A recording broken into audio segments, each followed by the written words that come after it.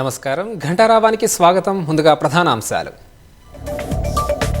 మహిళా దినోత్సవం రోజు కొత్త పథకాలకు ప్రభుత్వ శ్రీకారం. ఇందిరా మహిళా శక్తి పాలసీని విడుదల చేయనున్న సీఎం.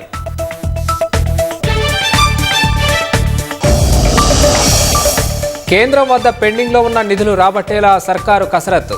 ప్రజాభవన్లో రేపు అన్ని పార్టీల ఎంపీల సమావేశం.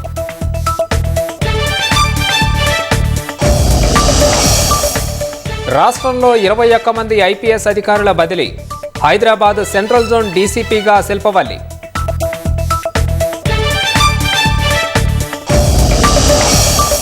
కన్నడ నటి బంగారం అక్రమ రవాణా కేసులో కీలక విషయాలు. దుబాయ్తో పాటు యూరప్, అమెరికా వెళ్లినట్లు సమాచారం.